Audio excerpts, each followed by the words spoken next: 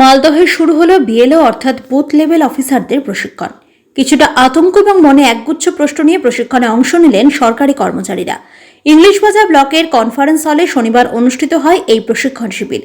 2002 সালের ভোটার লিস্টের সঙ্গে 2025-এর ভোটার লিস্টের গড়মিল কি রয়েছে, ভোটার লিস্ট গড়মিল থাকলে কি কি নথির প্রয়োজন রয়েছে, বিএলও কর্মীরা ভোটারদের বাড়িতে কতবার যাবেন, কিভাবে ফর্ম বিলি করবেন, মূলত এই দিনের এই প্রশিক্ষণ শিবিরে এই সমস্ত বিষয়গুলি হাতে কলমে শেখানো হয়। কিন্তু এই কাজ করার ক্ষেত্রে বিএলও কর্মীদের নিরাপত্তা কোথায়, তারা কি কোনো আশঙ্কায় ভুগছেন, সেই প্রশ্ন শুনে অনেকেই পালিয়ে গেলেন, আবার অনেকেই এড়িয়ে গেলেন। আমার মা, আমার ঠাকুরদাদা, আমার ঠাকুমা, এপিক নাম্বার দিলাম, আত্মীয়র নাম, সম্পর্ক, জেলা, রাজ্যের নাম, আমার বাবার। হ্যাঁ, আমাদের আজকে ট্রেনিং হলো, এসআইআর উপর ট্রেনিং হলো। আপনি কি দায়িত্বে রয়েছেন? বিএলও।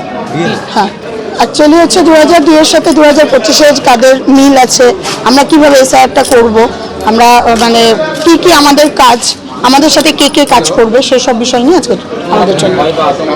না না না, একদমই না, আমার তো নেই, আমি বাকিদের তো বলতে পারবো না, আমার কোনো ভয় নেই।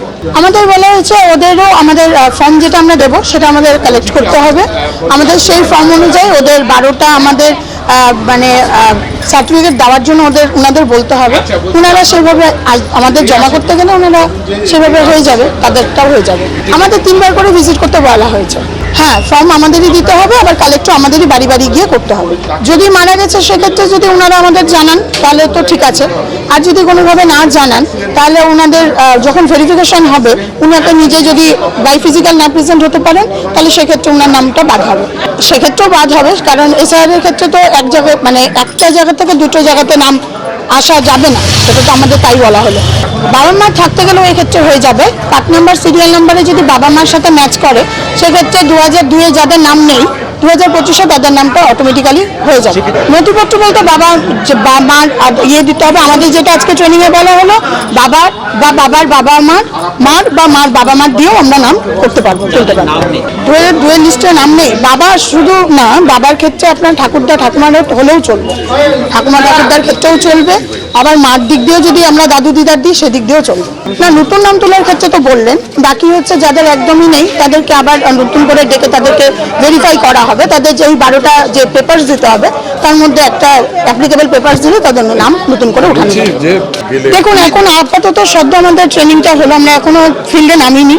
ফিল্ডে নামার পরে বুঝতে পারবো আমাদের কতটা কি প্রবলেম হতে পারে বা না হতে পারে। তবে মনে হয় না এটাতে কোনো প্রবলেম হবে, কারণ সবাই অনেক আগে থেকেই আসছে, খোঁজ নিচ্ছে, প্রত্যেকেরই সহযোগিতা আমরা পাচ্ছি। অনেকে আতঙ্কে আছে, কিন্তু আমরা যতটুকু ট্রেনিং নিচ্ছি বিগত কয়েকদিন ধরে আমাদের মনে হচ্ছে না কোনো আতঙ্কের ব্যাপার আছে।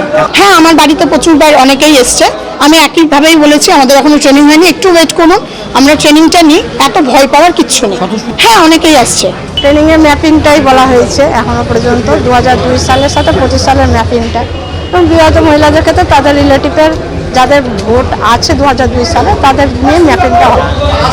থেকে শুরু হবে এই 4 ডিসেম্বর, এই নভেম্বর থেকে শুরু হবে আর কি।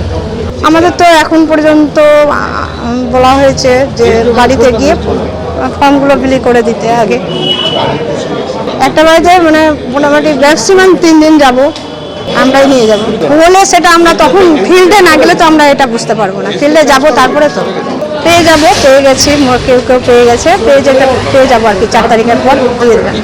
সেটা তো দিয়েই দেওয়া হয়েছে, সেটা তো আপনারাও জানেন কী কী নিতে হবে না, এখনও তো ওটা বলা হয়নি কী কী দেখতে হবে। মানে অ্যাকচুয়ালি যাদের একদমই কিছু পাওয়া যাবে না তাদের ক্ষেত্রে কিছু ডকুমেন্টসের কথা বলেছেন। আমরা এখনো ফিল্ডে যাইনি, কেমন করে নিরাপত্তা আর কেমন করে কী বলবো, ফিল্ডে যাব তারপরে।